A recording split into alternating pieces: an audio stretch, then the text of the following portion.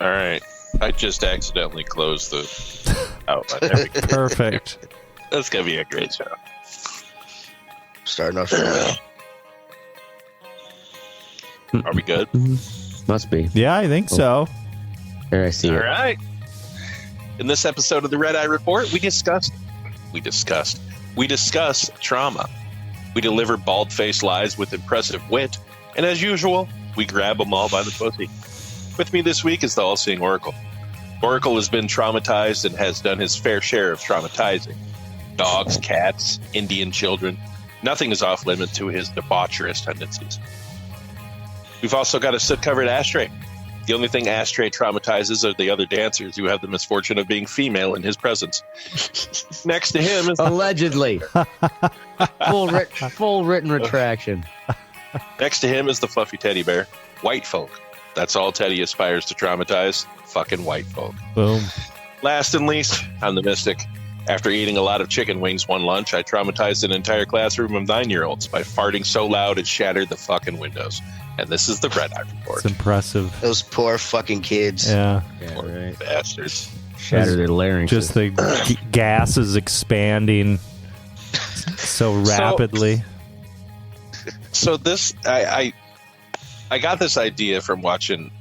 Wait, sorry, we gotta the pause for the cause here. Yeah. Oh, God. It is Arturo, the mangy muskrat. Yeah. He had another little known PBS show called Arturo the Muskrat. Just like, what was that, Arthur the Aardvark? Yeah. But he bit a fucking 5-year-old that was getting mouthy. So now he's at the Dane Yeah. County Humane Society, and they're a no-kill shelter, so they got to keep him around. He's Right. kind of an asshole. Yeah. Right. It's not on record, but everyone who was there at the incident said, you know what? That fucking 5-year-old had it coming. Yeah. He had it coming. I'm not Yeah. condoning violence. I That mean- 5-year-old had it coming. They really they thought they had something there. They were like, "Oh man, this Arturo the mangy muskrat, that's got a real ring Yeah. to it."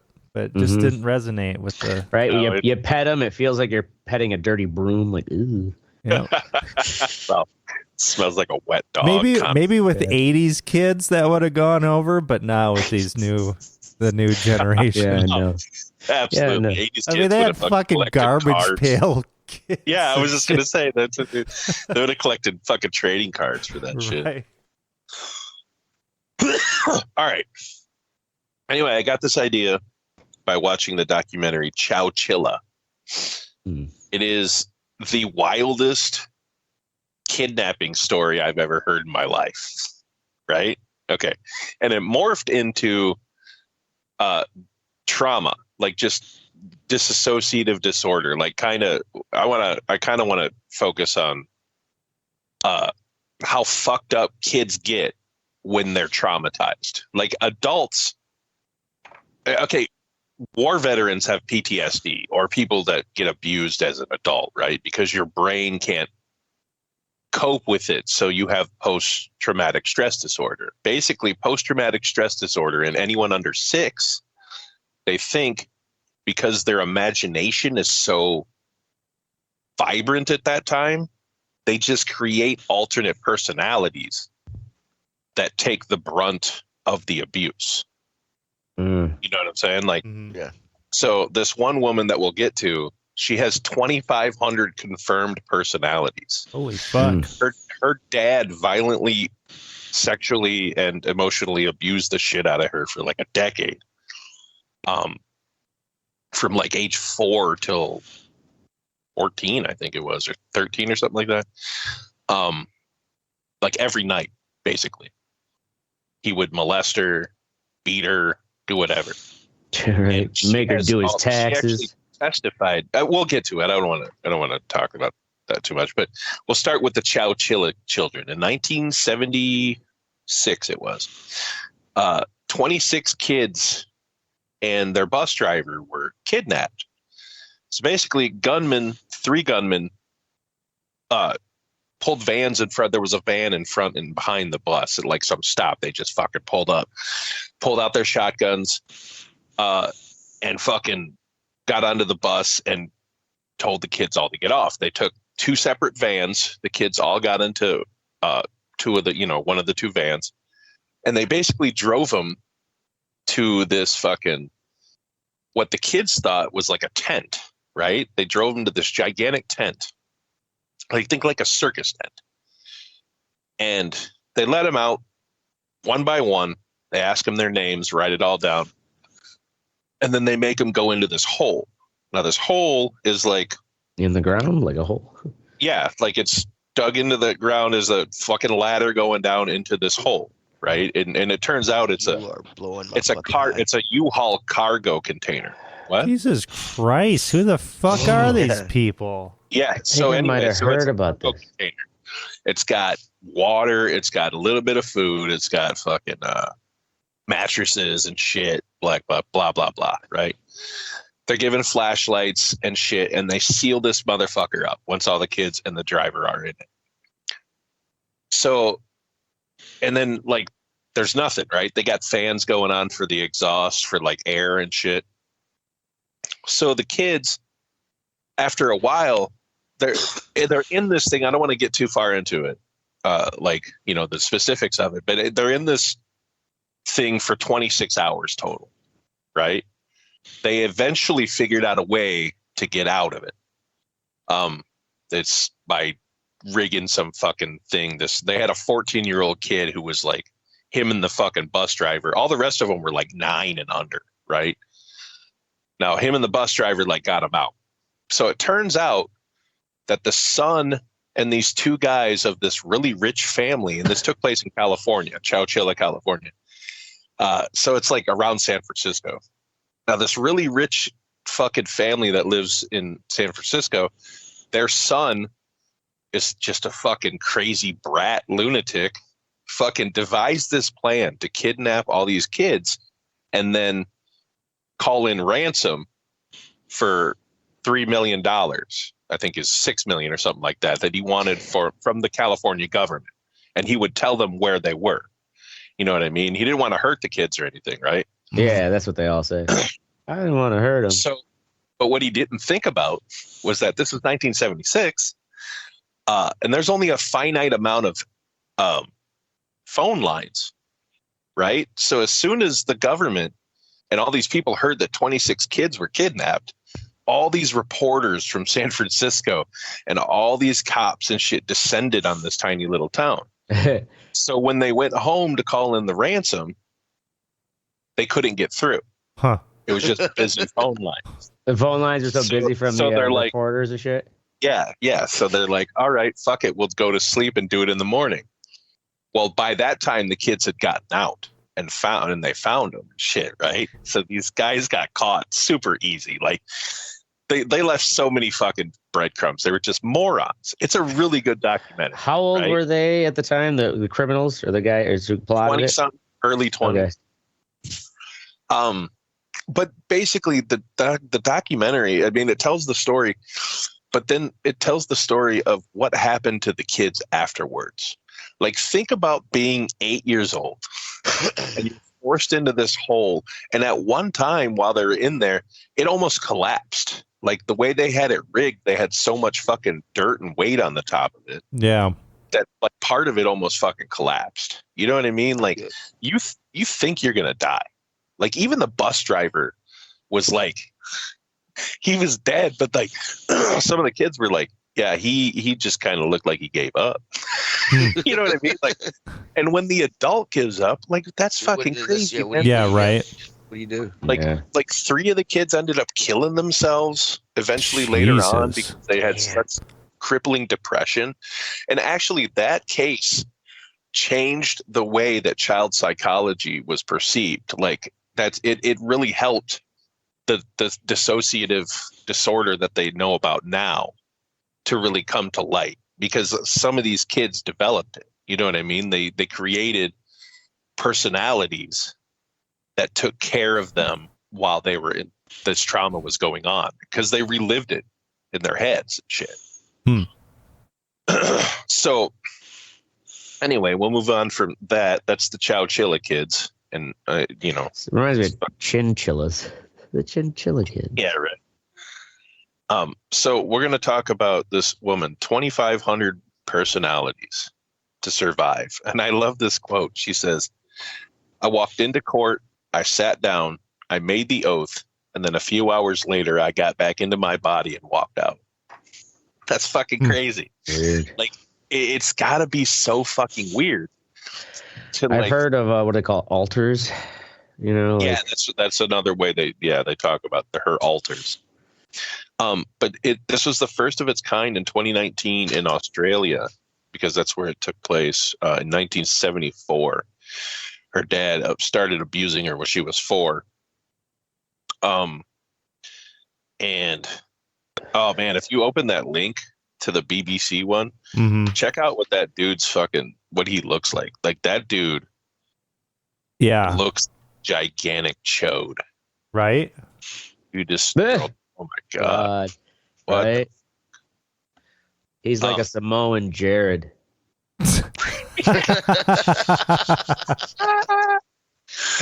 So yeah, basically no offense to our Samoan listeners.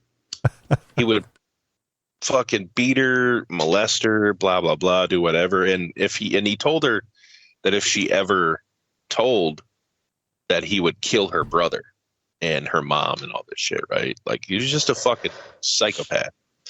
But they actually allowed her to testify as alternate 6 different personalities testified.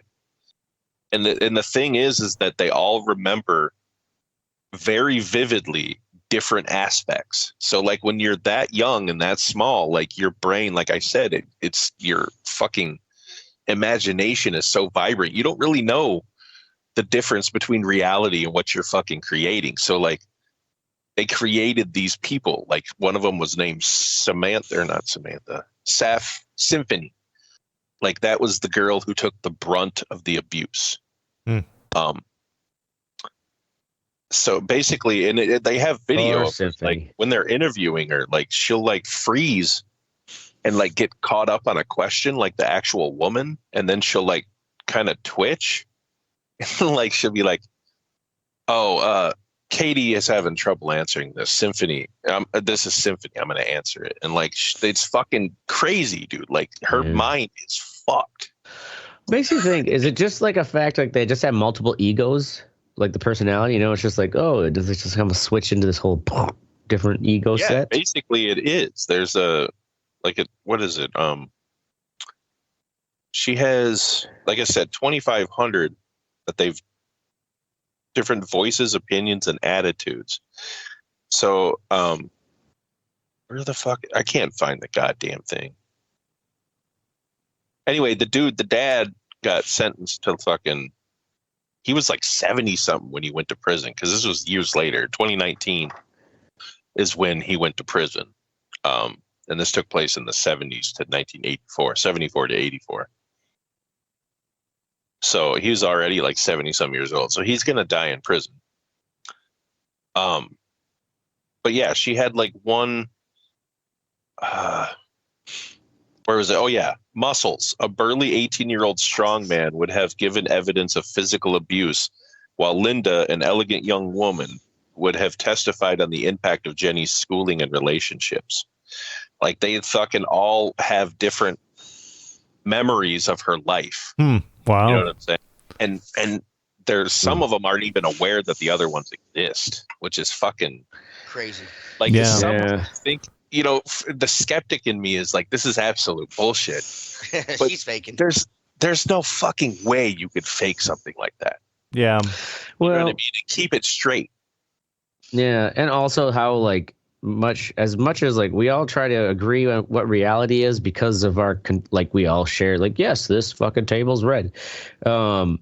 Like, you can never really know what the fuck is going on in someone's noggin. Yeah, absolutely. So we're gonna talk some more about the actual personality thing. I can't think of the fucking name. Dissociative identity disorder, or DID. So that is basically like I was saying, your brain creates alternate personalities to take on the abuse. No.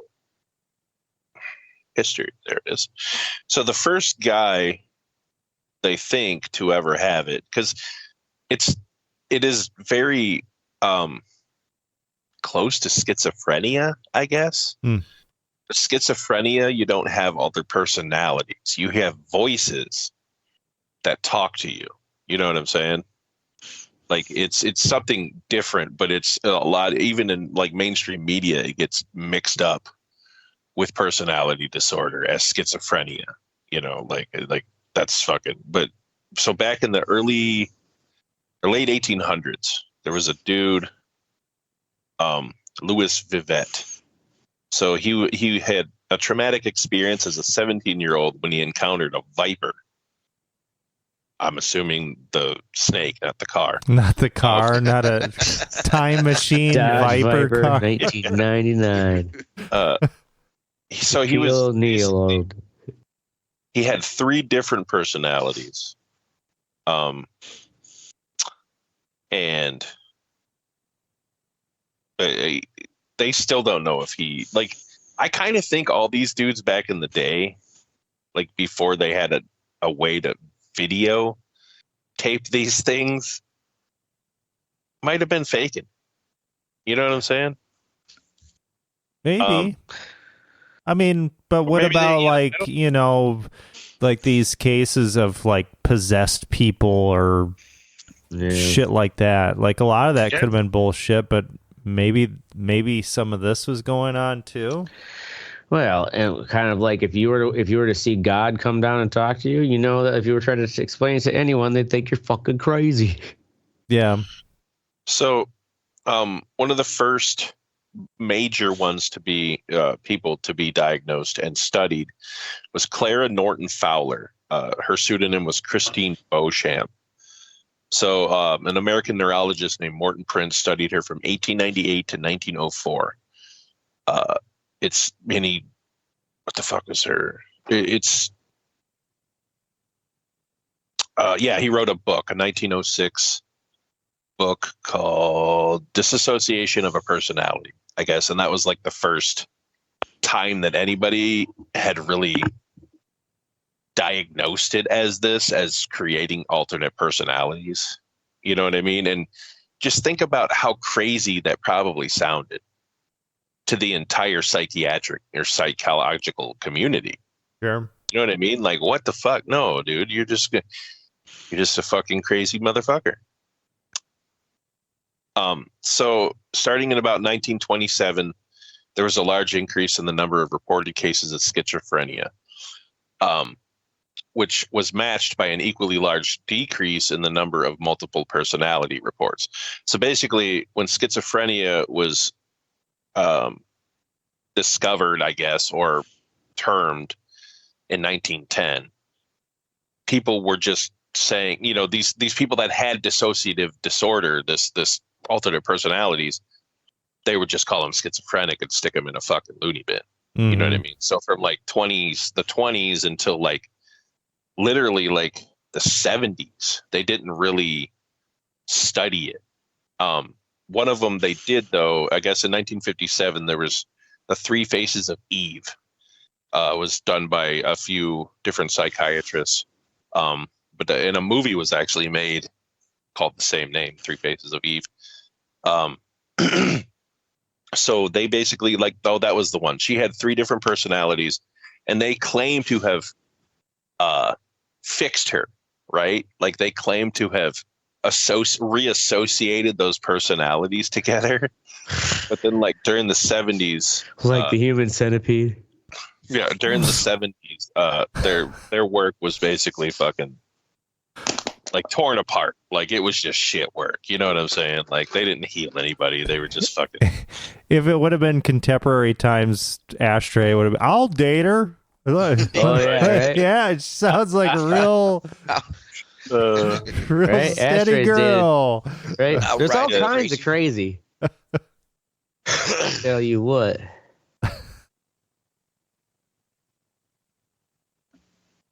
I mean, it really fucking sucks for these these people. It's easy to laugh about, but Jesus Christ, like to have that going on in your to that degree. I mean, a completely tortured person. I wonder, like World War One, you know, because you said 1910, they had schizophrenia, and then 1920 they started doing the dissociative stuff. 27. And I wonder if people were affected by World War One by these things at all, because I mean, I bet there's a lot of trauma Absolutely. going on there. Yeah. Right. And then their trenches. So, and another thing too, a reason that this wasn't studied a lot, and it makes sense because people automatically associate multiple personalities or anything to do with mental illness as violent. And if you think about it, the public widely back in the 20s and up to the 50s were exposed to psychological ideas from like Frankenstein, The Strange Case of Dr. Jekyll and Mr. Hyde, or anything from Edgar Allan Poe type of that. You know what I mean? Like, fucking, if you're fucked up in the head, you're gonna violently murder people with a pendulum shit. So like, so they didn't really study. You know what I mean? They just passed these people off as schizophrenic and fucking called it a day. But in 1974, there was a book called Sybil. Have you guys ever heard of that? It was also made into a miniseries. Yeah, we watched that in school, I think. All right. Yeah, it's the most widely studied case of multiple personality disorder. I don't know what what came about of it, and that's not really, we're not getting into that. But yeah, since then though, they have studied it a lot more, and they're figuring out that it is quite different than schizophrenia, and I'm glad those people are getting fucking help, I guess, huh? Yeah. So anyway, good for them. Nowadays we're going to talk just quickly about pop culture, but like we got movies like Me, Myself, and Irene. Great movie, by the way. Movie, yeah. Which actually, it states here, it also incorrectly states that DID is schizophrenia, which a lot of people, that's why, even to this day, or 2000, whatever that was when that was made, it's still just fucking lumped together. It's kind of like weed being lumped in with fucking heroin. Like they're the same fucking thing. Yeah. So Fight Club, another one with fucking multiple personalities, Secret Window. Oh yeah. The United States of Terror. I've never seen that show. I didn't know that Roseanne Barr claims she has multiple personalities because she was abused. I don't really care, I guess, because she's a cunt. Aren't they offering her another? Doesn't she have another TV show coming out on like ABC? Has she been uncanceled enough? Has she really? I think maybe she's been uncanceled. I bet, or like they could do it where it's like it's only a quarter of what they paid her to actually bring her back for the Roseanne series, and then they had to like snuff her out. But she's like, "I'll take anything." Yeah, right.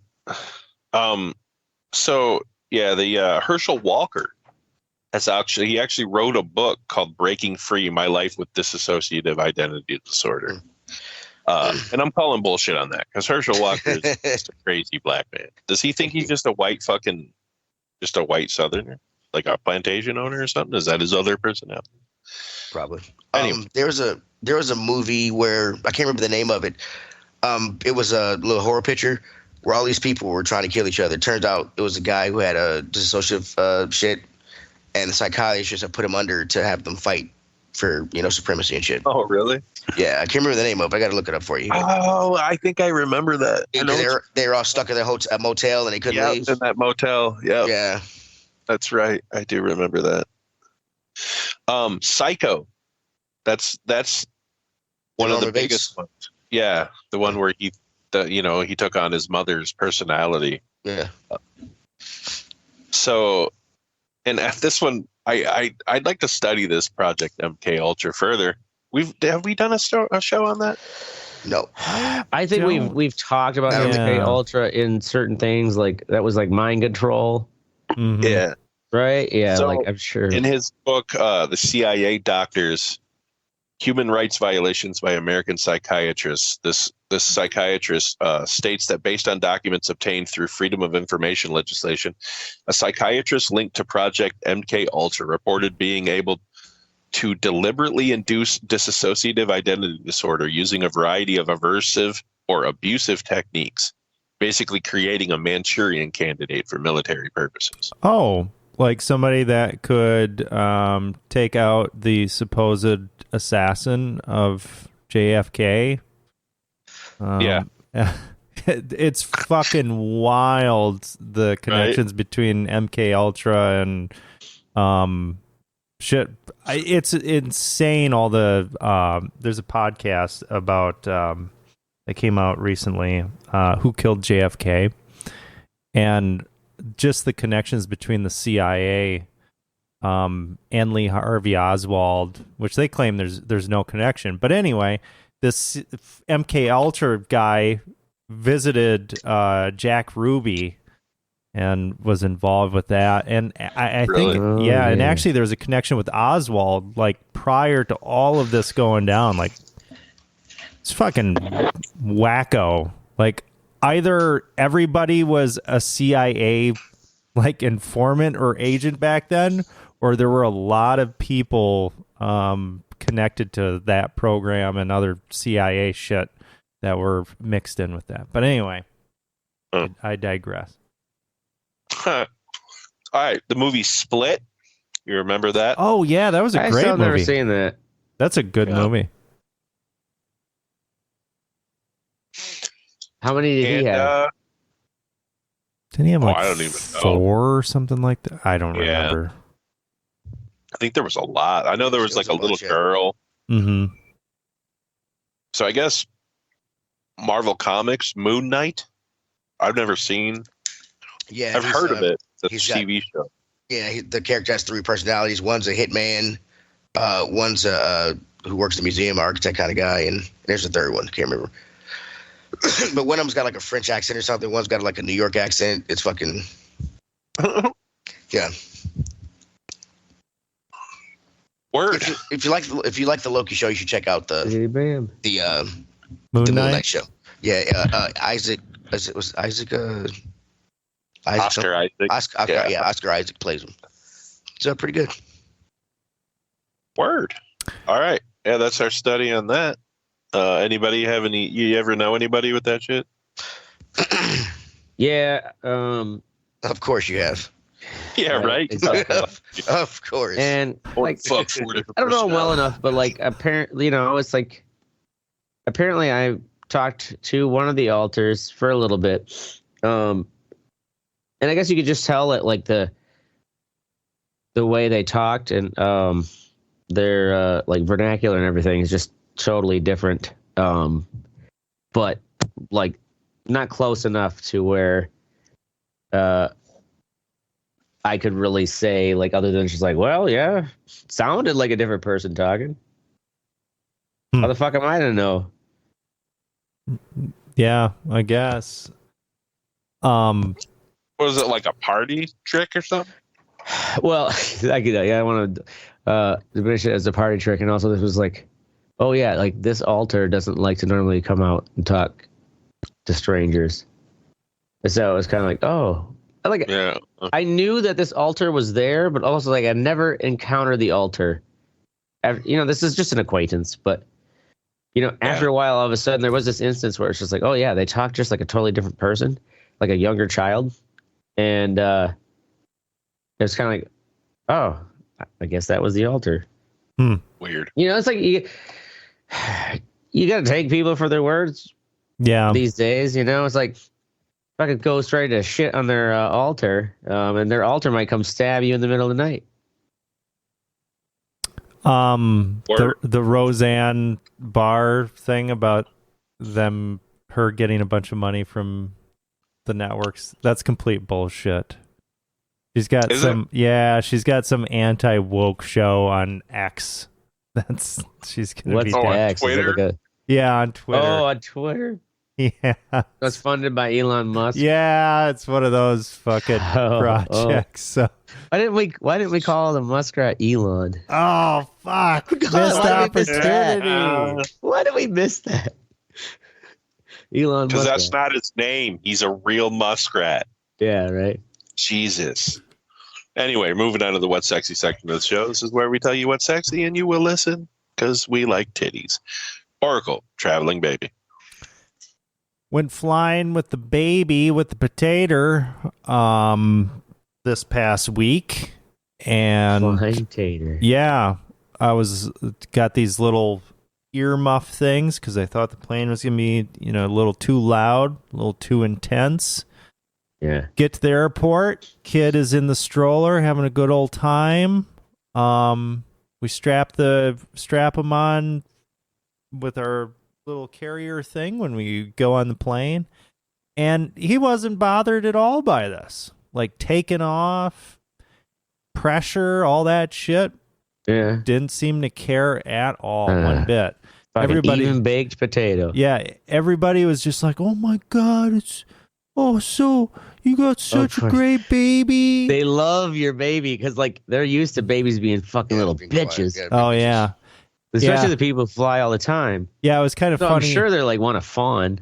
Right. Well, it was kind of funny too. Like we're over because we were out in Massachusetts, and he's big. He's in the 99th percentile. He's a chonker. Yeah, and you almost can't fit him in the carry-on. yeah. That's where you put the baby, right up here. You close it so they can sleep. Right. And we're going through security or whatever, and then some guy with a Boston accent, he's just like, well, he hasn't been missing any meals. Like, yeah, that's right, buddy. Yeah, get it in while you can. But yeah, it was a pleasant surprise. Did a fantastic job. That opens up a lot of. Yeah, now we know that we can travel or whatever, so that's on the table. So that's good. I was very happy with how that went down. Well, he hasn't started teething yet, has he? That's true. No. He could turn out to be a complete asshole. No. But this time was good. All right. Oh, just wait for the pants stage. Like, why are you always out of your pants now? What's going on? Where are your pants? Where did the pants go? You got to find like what fucking chair they were put under. All right, Teddy, Prince of Persia, Lost Crown. This is my What's Sexy about it being announced and coming out a while back. I actually have the game now. I've been playing it. I love Metroidvanias. This little 2D side-scrolling type frantic shit. I got a video in there. This is about they say these are five of the hardest stages. 5 of the hardest sections in the game. I've done the first one. It took me a while to do. I haven't gotten to the second one, the other ones yet. The game is challenging. It's fun. It's twitchy. Downside is I had to they make you use the analog controller to control the guy. Bitch. And I don't like this. I don't like being. I'm not that precise with it. I like the old school directional pad. So I did have to reconfigure my controller to play that way. But if you love these types of 2D Metroidvania games. No, it's Metroidvania. Oh shit, I wasn't listening. Of course you weren't. It's got really cool looking graphics. Yeah, it's good. But check it out. They keep making so many games. Word. All right, Ashtray, Everse 8.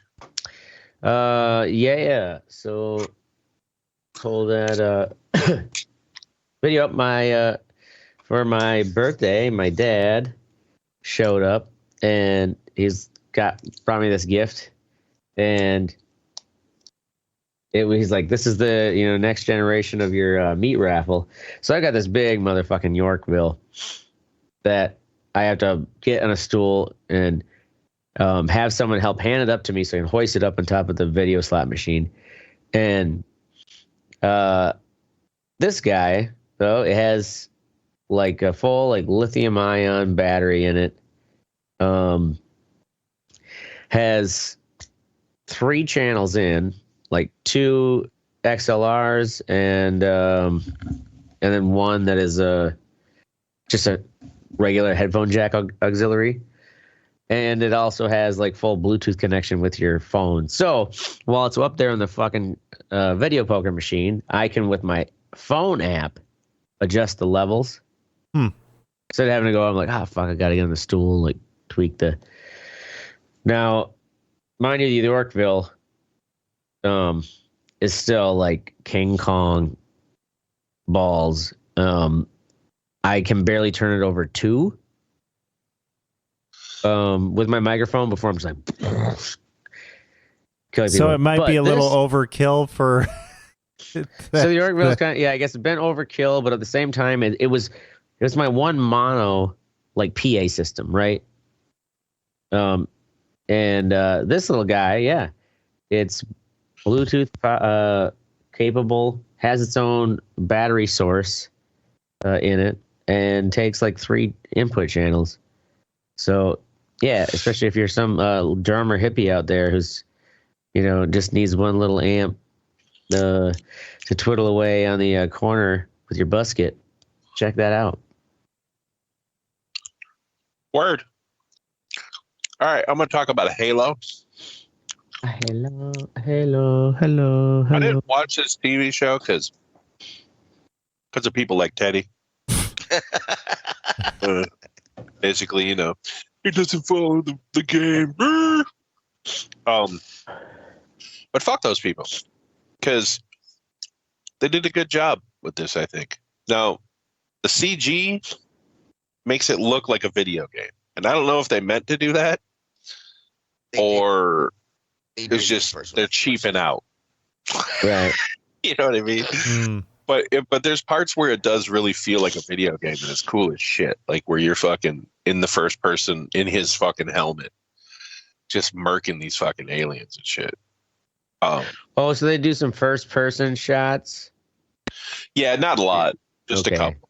I think that's such a fucking circle jerk. Like, this is what. No, remember that Doom movie? They don't. They use it sparingly. It isn't like Doom where it's fucking.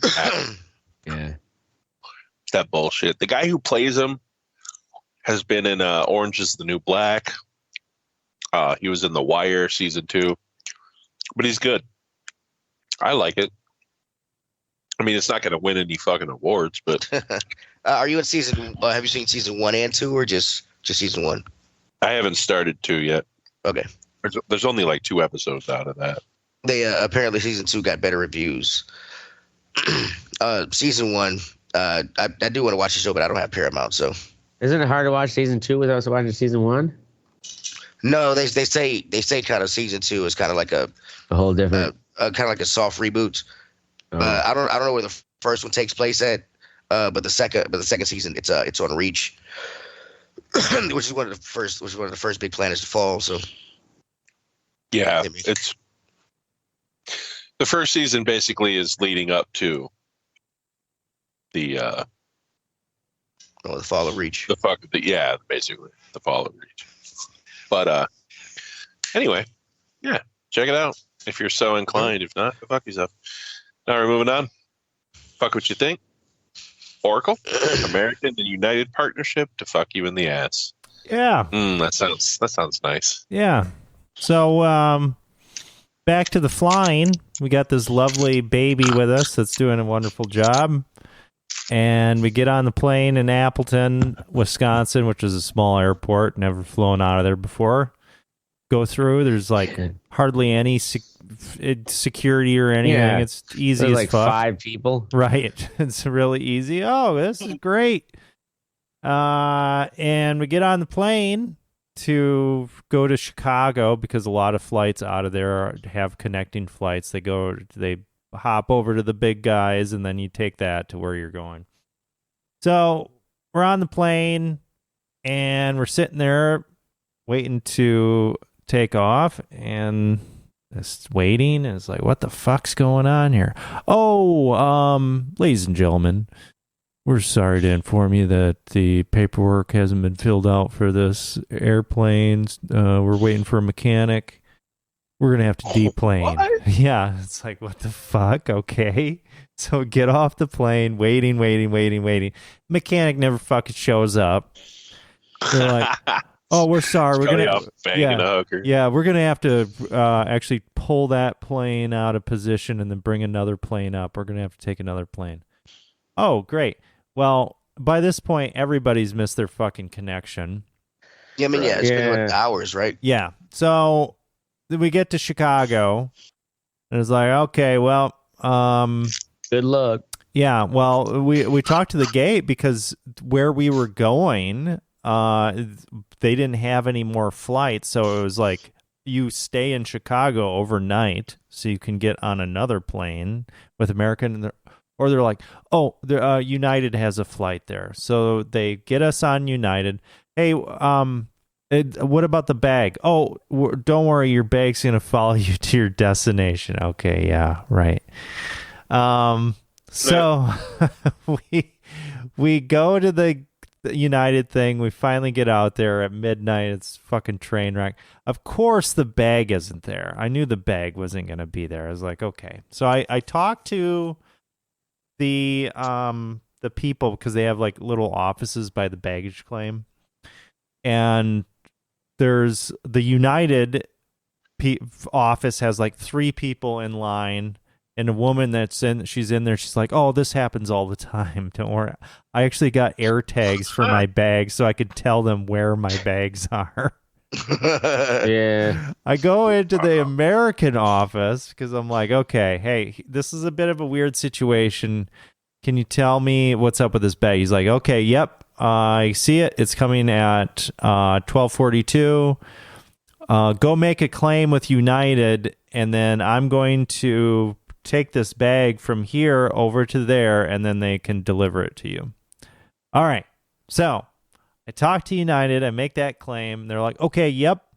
We will have this shipped out to you tomorrow to my in-laws' address, which was like an hour away. Well, guess what? The next fucking day, no bag. Nobody seems to know where anything is. I try to call the airport. I end up getting the Connecticut State Police. And it's just like, what the fuck is going on here? This is some bullshit. I go to get into the car because I was like, you know what? I bet that bag is sitting 75 feet away from the United. They never took it down there, which is exactly what the problem was. But anyway, I go to get in the car. I'm going to drive over there. And then my wife's like, oh, wait. They called. It's American. And they're on the phone. They're just like, oh, we had to hack the system. We had to figure out right.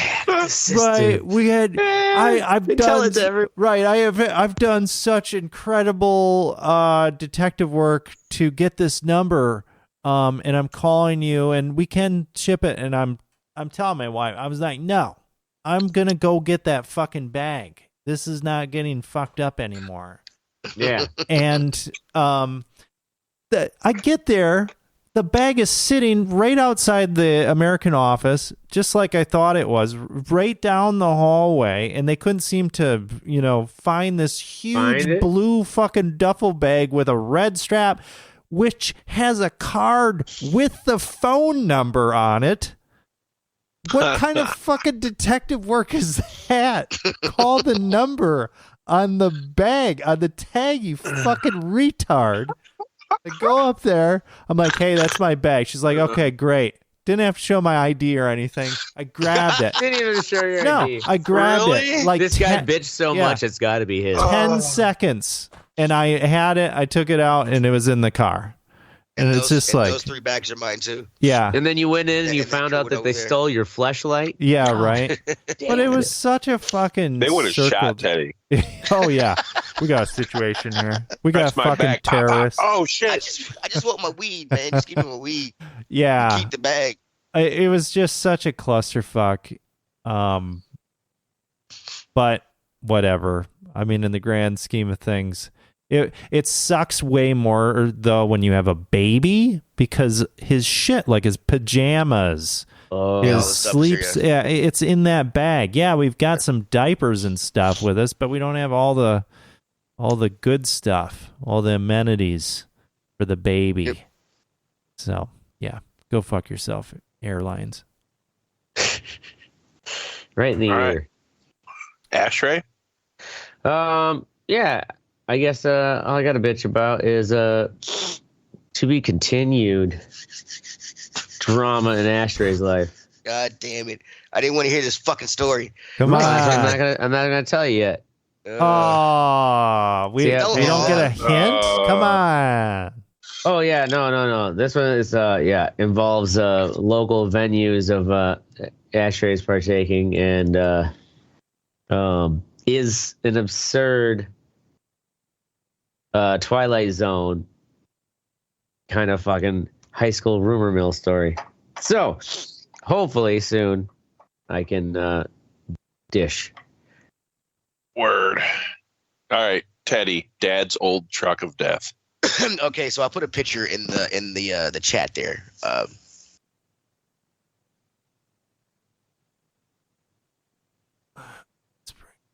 That truck? Yeah, that truck. Yes. Yeah, that truck. Look at it. Look at that truck. So this truck, my father's had this truck for fucking years. He lives in a place where you can't trash doesn't pick it up. You have to take the trash there. So we put it in the truck and take the trash up there. I was helping him with that today. We get in the truck. We're just joking around, talking like we usually do. And we start for one street's on a hill, and then it goes down, and there's another big long hill with a sweeping turn. It's pretty fun if you're not in danger of dying. We get out the driveway, and the truck just starts shaking, and I'm like, what the fuck's going on? He's like, oh man, the tire's bad. Got a bad tie rod, bad in or out of tie rod, ball joint's bad. Like this, everything's fucking bad. I'm like, this tire's gonna fall off and like hit somebody's minivan or some shit. And we're going down this hill, and I'm like, and we're floating. Because the faster you go, the more stable it is. I'm like, what the fuck? And it's I'm like, what the fuck? That's he's like, funny. yeah. And then he was like, well, tire's not the problem. The problem's the brakes. And I'm like, excuse me. Oh my god. I was like, the brakes. He's like, yeah. He's like, yeah, the fucking master cylinder, whatever fucking is going out. It's bad or whatever. Oh, yeah. And I'm like. And I'm like, well, we're speeding down this hill. You might want to start braking now, Dad. I'm like, shit. Yeah, right. I was like, what is wrong with you? I got to drop it down to low gear. Put me in this truck of death. I'm like, holy shit. And we're just driving and shaking. I'm like, anytime this wheel can pop off. I'm just like, oh, I'm just glad I'm in a truck, an old metal truck. I'm just clowning him the whole time. I'm like, what is wrong with you? And he's like, I don't have time to work on my cars. And I'm like, okay, he said I don't have space. I'm like, you got two garages. He's got a garage over here and a garage over here. And I'm like, dude, you got enough space. I'm like, I'm just like, yeah, I'm not getting back in the truck. He shouldn't get back in the truck. That's funny. It doesn't look that bad on the outside. Oh, it looks. It's this thing has almost 500,000 miles on it. 500,000 miles. I think it's got like 470. I think it is. He's had it for years, and I get it, but wow. But I mean, fix that fucking wheel, bro. Yeah. I mean, it was just. I was like, oh my god, I'm finna get in an accident with my dad. We gonna get put over a good ass neighborhood. We both finna go to jail because this motherfucker dressed like a hobo and fucking.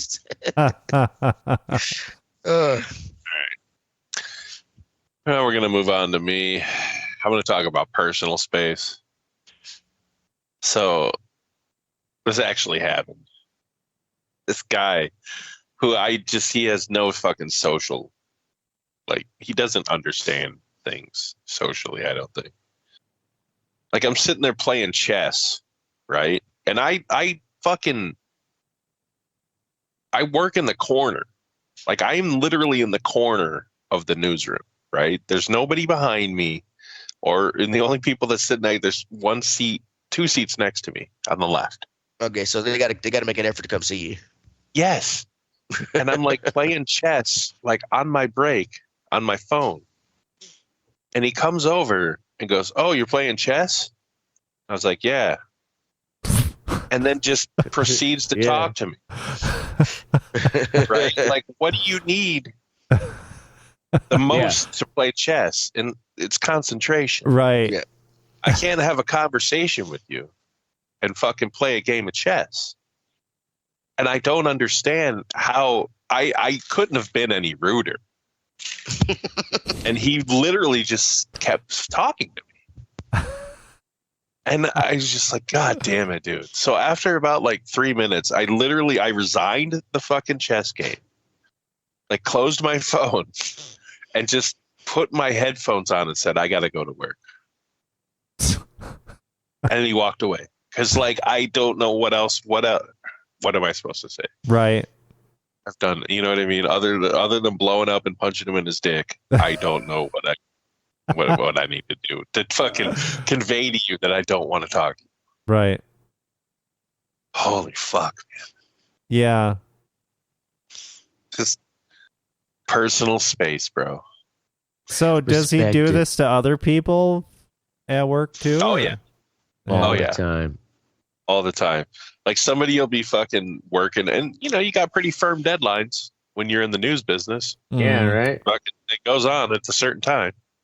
So like somebody will be busting ass to get their shit in, like one of the sports guys, and he's just literally talking to him about like the Brewers or something.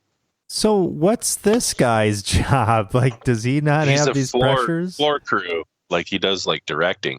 So he doesn't really do shit until the show starts. Oh, okay. When the show starts, he's do shit right before the show starts. Yeah. Kind of an active role, but not one where he has to plan ahead to do like he's not like a you're writing the articles. Yeah. It's all up ahead of time. You got to get that done before. Oh, absolutely. This guy's just like, all right. Well, even if you're just reading them, you got to read the scripts first. You can't go in there and read cold. You know what I mean? There's very few fucking anchors that could do shit like that and succeed because it's just hard. Only Tom Brokaw. Yeah, I'm sure. Like if you've been doing it for 40 fucking years, you probably can. But anyway, it doesn't matter. Just some personal motherfucking space. In all seriousness, go fuck yourself. Jealous lying bitches. That's for you, Ashtray. That's your show. We're going to be here every Thursday night at 10 p.m. Central. Make sure you join the conversation at theredeyereport.com or facebook.com/Red Eye Report. You can also, never mind, like and share, so fuck us. We're down for whatever. I'm Mystic. I'm Markle. This is the Ashtray. And I'm Teddy. And this is the Red Eye Report.